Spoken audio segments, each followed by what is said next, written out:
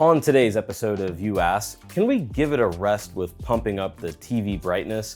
Why is Samsung adding Nvidia G-Sync support but not Dolby Vision? And what type of TV will work best in a room with wraparound windows?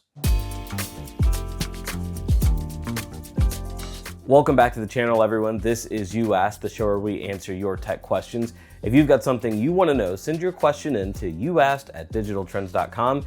And don't forget to tune into the show to see if your question has been selected. All Clear 4115 has a good one to start us off. They say, I'm depressed about TVs nowadays. Not because they're too bright, but because they just can't be tamed at all. Rest in peace, dark room. First off, even if you don't have brightness fatigue, I know a lot of people that do, and we get a number of questions like this. Everything seems to be X times brighter than the previous generation or brightest ever. The claimed nits, the measurement for brightness, is also all over the box in the marketing. It's just everywhere you look, and it can be exhausting. But I think one reason we see brightness being pushed all over the place is because it's one of the easiest ways manufacturers can show the most improvement year after year.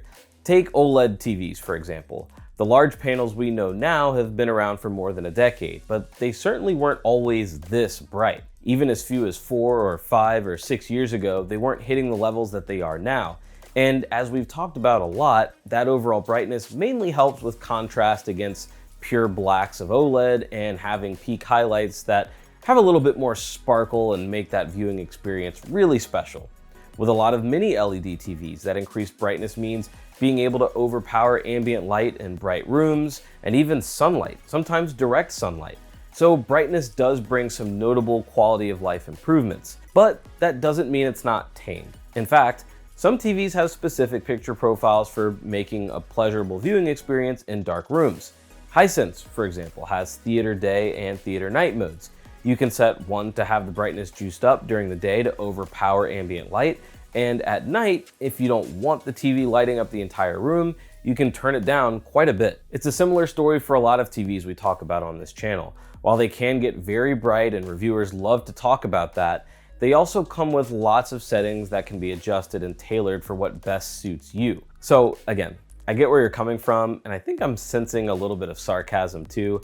I just don't think TVs are too bright unless you want them to be. And personally, I'd rather have some room to spare on the bright end than finding my TV too dull when the sun's out. The next question comes in response to some Samsung news.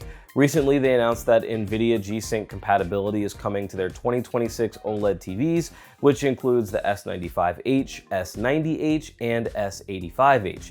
This will be in addition to AMD FreeSync Premium Pro. So variable refresh rate support will extend across more than one brand of GPU. It's a pretty big win for gamers. But that brings the question from Parker Tyler, quote, so they'll pay for licensing for G-Sync, but they won't for Dolby Vision, end quote.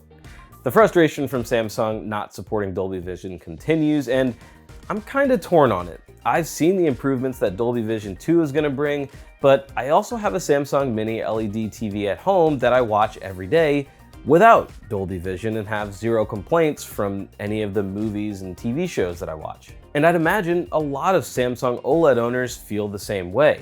Those QD OLED panels on the high-end models bring a much more colorful punch than most of the competition, and HDR10 and 10 Plus are nothing to scoff at. I'm just guessing that Samsung doesn't see Dolby Vision as enough of an upgrade to put in their TVs, and they sell tons of units every year, so a good chunk of the market also agrees.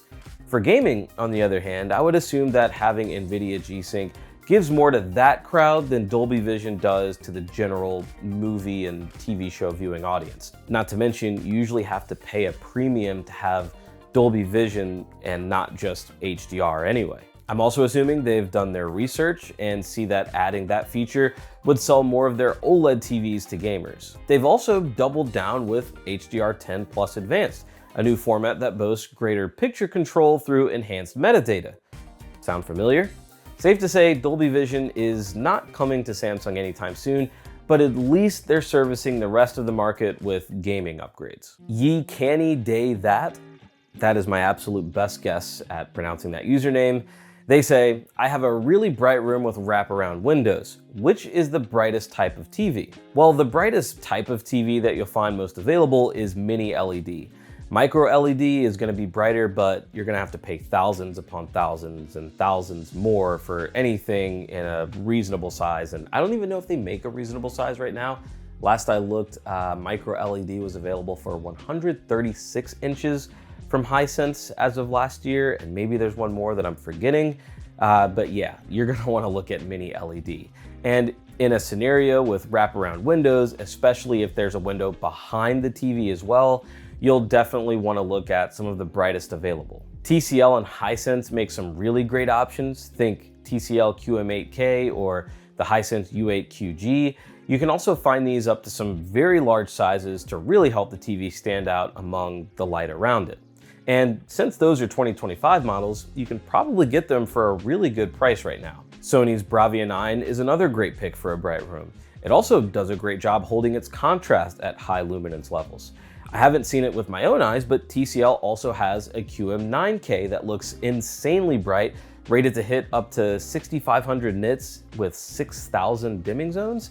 It's overkill for most scenarios, but maybe not in your case. I also shouldn't slight OLED options here, since there are a couple that I think would be suitable for bright rooms. Samsung's S95F and its anti-glare screen do a great job battling reflections. LG's G5 has also stepped up its game in terms of brightness compared to previous models. You'll just have to see which fits your budget, but like I said before, I think if you can get one of those really bright TVs in a bigger size, it'll really help it overcome the light in your room. That'll do it for this week's questions. If you have any follow-up questions or helpful insight, or if I missed anything, please chime in the comments. It always helps to have more than one opinion and real-world use cases to add context to the questions and answers. Thanks again for joining us, and we'll see you again soon.